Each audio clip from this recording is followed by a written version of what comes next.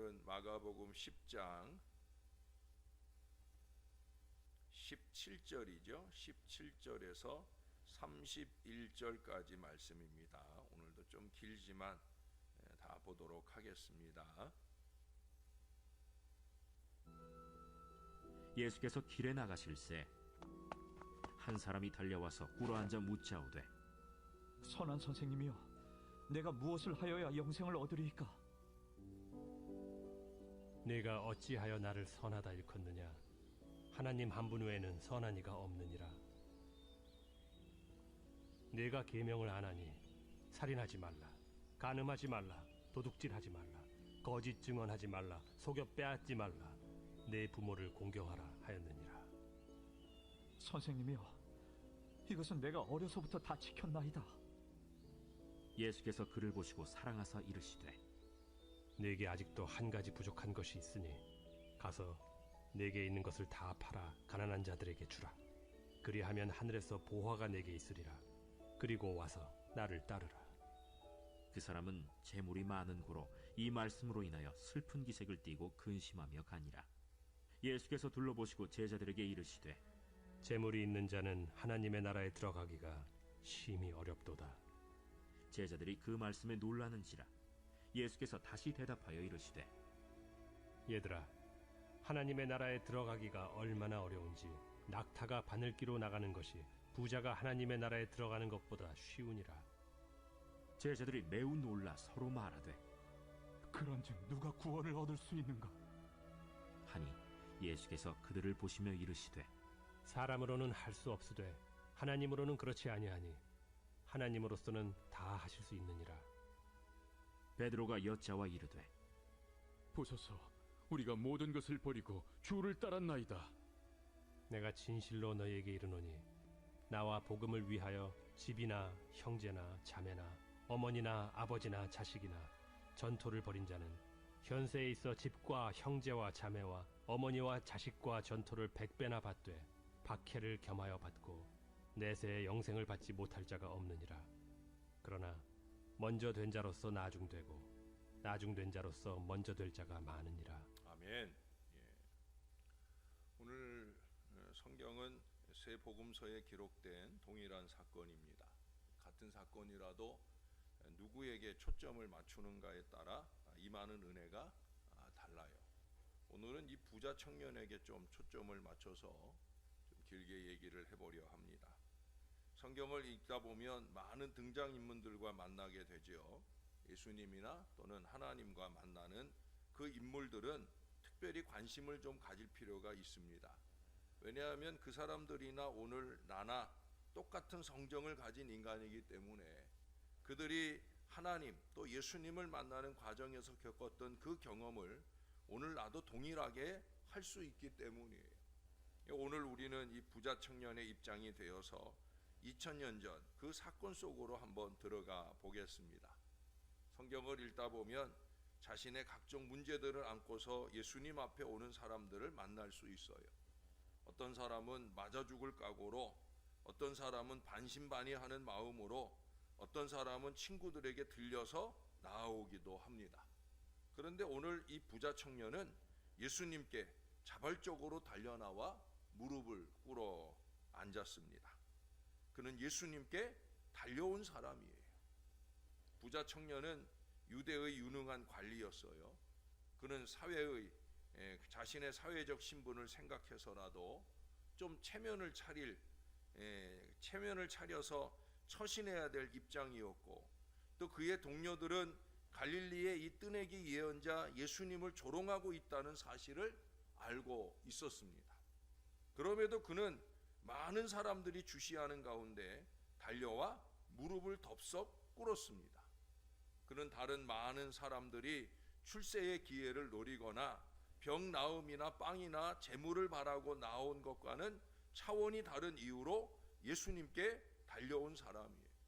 그는 예루살렘의 지도자들처럼 예수님을 올무에 빠지게 하려고 신학적으로 교묘한 질문을 가지고 나온 것도 아니에요. 그는 영원한 생명에 대한 불타는 질문을 안고 예수님께로 달려왔어요. 그의 동기와 자세는 너무나도 진지하고 가상합니다. 그는 자기 동료 관원들과 유대교 지도자들이 무시하는 예수님께 깊은 존경을 표시했어요. 예수님도 이러한 부자 청년의 진실된 태도를 인정하셨습니다. 주님은 지금도 진리를 향해 겸손히 순전하게 열정적으로 달려오는 사람들을 사랑하십니다. 진리에 대하여, 예수님에 대하여, 예수님의 일에 대하여 우리가 가진 열정을 들여다보고 계신다 하는 거예요. 그러나 부자 청년은 구원의 문제를 오해하였고 신앙을 피상적으로 생각하고 이해했던 사람이었어요. 그에게 선이란 하나의 외형적인 행위의 수준에서 이해되었습니다. 그는 율법을 철저하게 지켰다고 자신하였지만 그것은 겉으로 드러나는 외형적인 율법을 준수한 것이었고 더 중요한 내면의 율법은 지키지 못한 것입니다. 오늘날도 마찬가지입니다. 여러분, 술, 담배만 안 한다고 그리스도인입니까? 아니에요. 교회만 다닌다고 그리스도인입니까? 아니에요. 죄송하지만 새벽 10시만 가졌다고 그리스도인입니까? 아니에요. 그런 것들도 중요하지만 더욱더 눈에 안 띄는 이 신앙 양심을 잘 지키는 것이 그리스도인이에요. 예수를 믿는다고 하면서 사람들이 안 보이는 곳에서는 온갖 더러운 짓을 다 하면 그는 그리스도인이 아니죠. 사람들이 보는 데서는 대단히 건강한 것 같고 또 대단히 주를 위해 헌신하는 것 같지만 그가 보이는 헌신이나 경건이라고 하는 것이 주님이 보실 때 정말 마음을 다한 열정적이지 못한 것일 때 그것은 오히려 주님께 추한 것이 되기도 한다는 거예요. 얼핏 보면 이 청년은 모든 것을 다 가진 자였어요. 그는 도덕적으로 존경을 받는 지도자였고 젊음과 돈과 지위와 예수님께 무릎 꿇는 이 겸손과 진리를 찾는 열정까지 그는 정말 흠이 없어 보이는 그런 사람이었어요. 그러나 그는 탐심에 사로잡힌 자였던 것을 오늘 22절이 우리에게 보여줍니다. 그는 재물을 우상처럼 섬기며 이웃을 위해 조금 더 나눠주지 않는 그런 사람이었어요. 그러면서도 그는 이웃을 사랑하라는 계명을 지키고 있다고 스스로 착각하고 있었던 사람이에요. 중요한 것은 외형적인 율법의 준수도 중요하지만 하나님은 내면의 법을 더 중요하게 생각하신다는 거예요. 부자 청년은 매우 경건한 모습을 갖춘 사람으로서 자기의 선한 행위와 율법 준수에 자신만만했던 사람이었어요. 그는 자신의 행위로 영생을 얻을 수 있다고 믿고 있었습니다. 오늘 본문에서는 예수님이 계명들을 나열하는 걸로 되어 있지만 마가복음이나 마태복음이나 누가복음에 보면은 내가 이런 계명을 지켰습니다라고 스스로 계명들을 나열해요. 그리고 더 무엇을 하리까라고 오히려 예수님께 따지듯 질문을 합니다. 이게 뭐예요? 내가 잘 지켜왔다는 거죠. 우쭐거리는 거예요. 내가 이래봬도 이런 신앙을 가졌습니다 라고 말하는 거예요. 그런데 여러분 잘 보면은요, 마지막 제10계명 탐내지 말지니라 하는 이 계명은 말하지 않았어요. 그것은 탐심에 대한 계명입니다. 욕심에 대한 계명입니다. 예수님께서 이것을 모르시지 않겠죠. 그래서 이 청년이 감춰놓고 싶은 비밀을 지금 마지막 여지없이 드러내 버리시는 거예요. 너에게 한 가지 부족한 것이 있다. 내가 9가지 계명은 잘 지켰는지 모르지만 딱 한 가지 부족한 것, 가서 너 있는 것을 팔아. 도대체 그 재산을 어떻게 모았는가? 네 이웃의 집이나 전토를 탐내지 말라는 그 계명은 정말 잘 지켜왔는가? 그 계명까지 완벽하게 지키려고 하면 지금 너 가진 것을 다 팔아 가난한 자들에게 주어라. 그러나 우리의 구원은 넉마와 같은 나의 의로서 받는 것이 아니고 오직 예수 그리스도의 의로서 선물로 받는다는 것을 알아라 하는 말씀이에요. 부자 청년이 이 사실을 알았다면 그는 예수님 앞에서 별것도 아닌 자신의 의를 자랑 삼아 말하지 않았을 거예요. 예수님께서도 되지도 않았으면서 된 줄로 생각하고 있던 이 청년의 자존심을 꺾으시지 않았을 거예요. 부자 청년의 생각의 한계는 그 정도였다는 거죠. 결국 부자 청년은 예수님께 달려왔었지만 그 사람은 결국 근심, 슬픈 기색을 하고 근심하며 돌아가고 말았습니다. 그는 큰 소망을 안고 예수님께로 달려왔지만 커다란 낙심을 안고 되돌아갔어요. 그는 영생을 받기를 소원했지만 아무것도 받지 못한 채 빈손으로 돌아갑니다.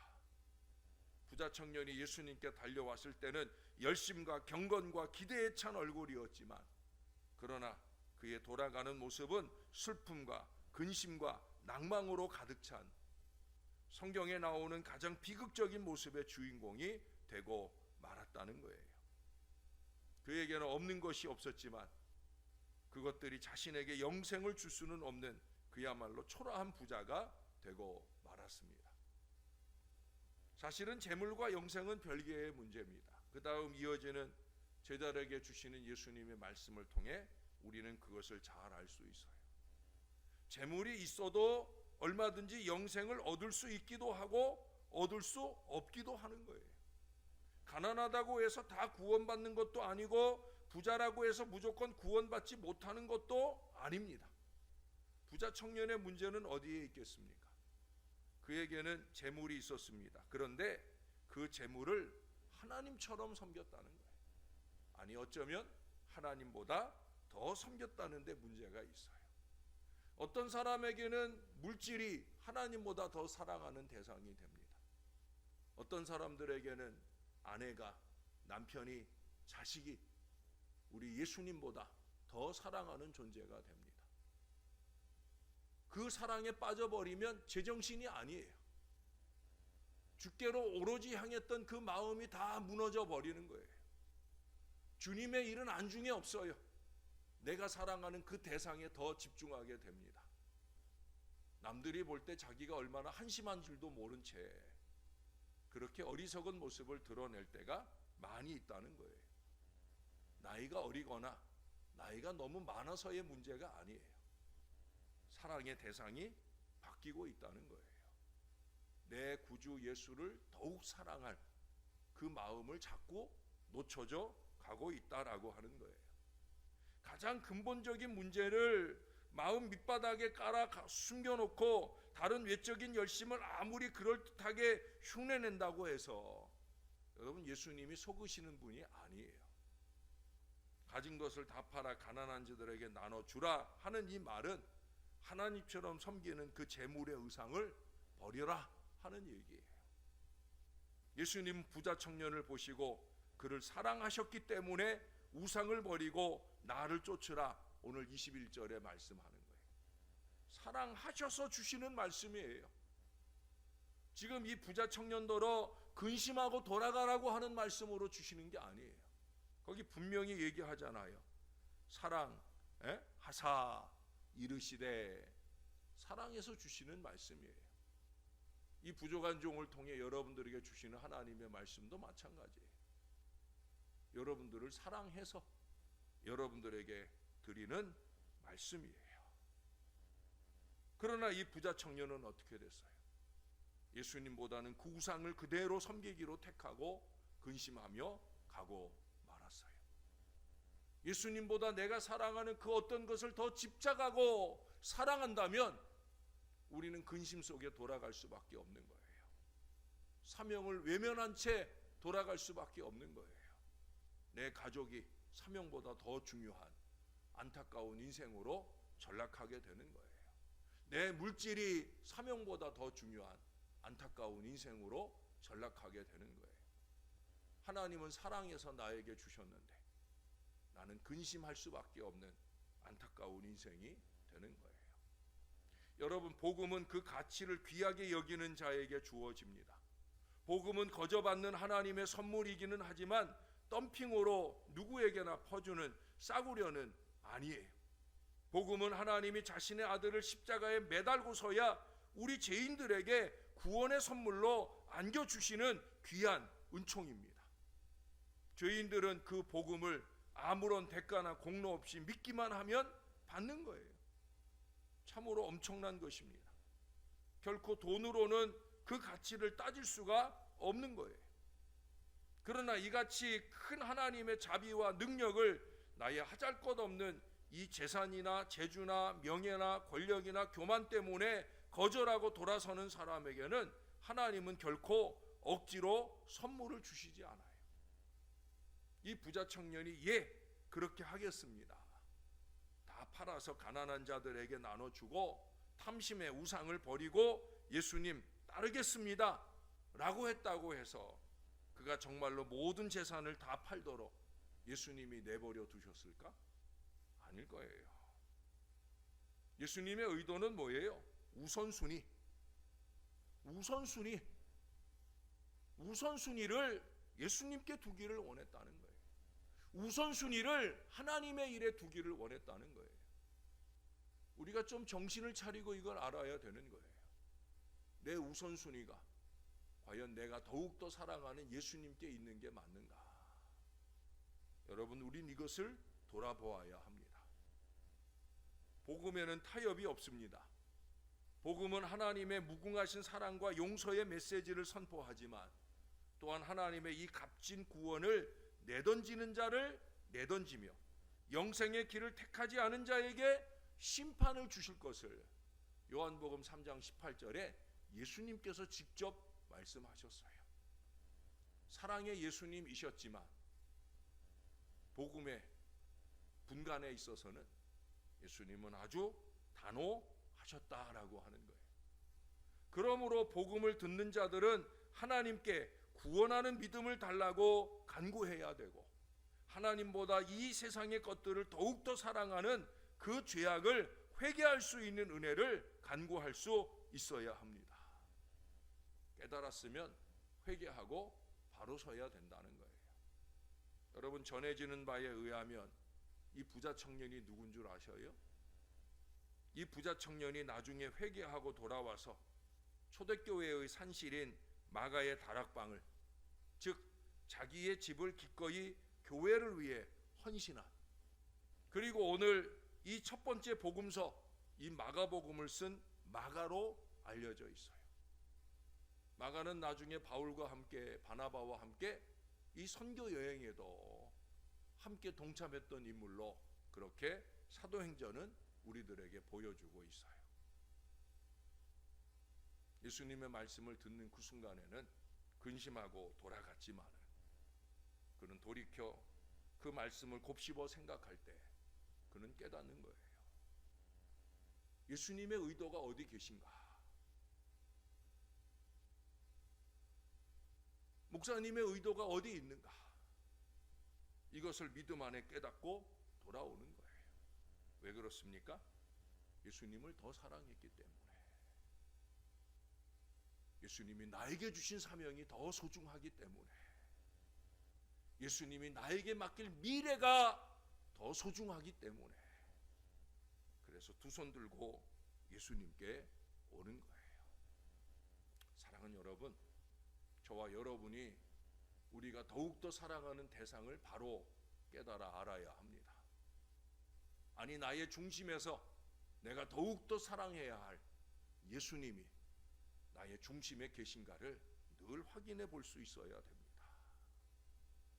내 구주 예수를 그 어떤 것보다 더욱 사랑하는 저와 여러분들이 꼭 되실 수 있기를 이 아침 우리가 사랑해야 할 우리의 구주 예수 그리스도의 이름으로 간절히 축원합니다.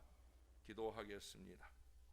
좋으신 아버지, 우리가 정말 주님을 사랑한다고 찬양하며 고백하지만 정말 주님을 더 사랑하는 게 맞는지요? 예수님께서 나중에 부활하시고 나서 베드로를 제자들을 찾아와 물었습니다. 베드로에게 특별히 주목하며 물으시기를 내가 이 사람들보다, 내가 이 모든 것들보다 나를 더욱더 사랑하느냐 물으셨습니다. 그때 베드로의 고백은 내가 주를 사랑하는 줄 주께서 아시나이다 라는 고백이었습니다. 하나님, 우리가 정말 이 고백을 주님께 드릴 수 있는 사람이 맞는지요? 내가 집착하고 있는 내 물질보다, 내가 집착하고 있는 내 가족이나 그 어떤 뒤바뀐 사랑의 대상에, 뒤바뀐 관심의 대상에 내가 예수님을 외면한 채 더 집중하고 있는 건 아닌지요?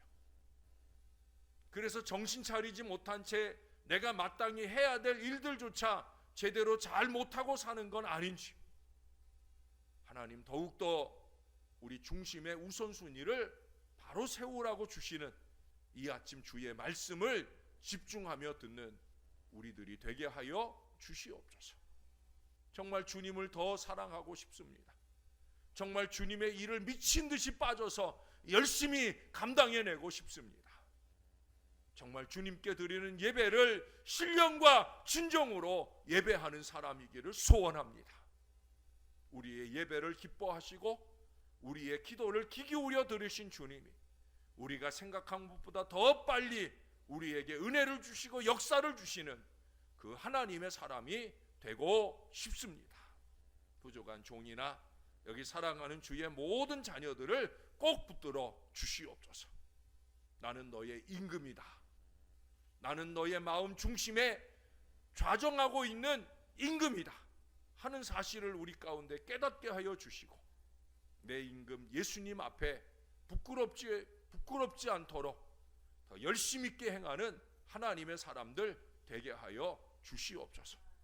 적어도 사람의 일이 아니라 하나님의 일을 할 바에야 제대로 잘하는 하나님의 사람들 꼭 되도록, 적어도 하나님께 드리는 예배일 때에야 더욱더 깊이 있게 신령하게 예배하는 우리 하나님의 사람들 되도록 우리 한 사람 한 사람 꼭 붙들어 주시고, 오늘 하루도 흔들림 없이 그 사랑의 마음 가지고 아버지 하나님 기쁘시게 하는 뜨거운 은혜의 걸음을 잘 살아내도록 우리를 도와 주옵소서.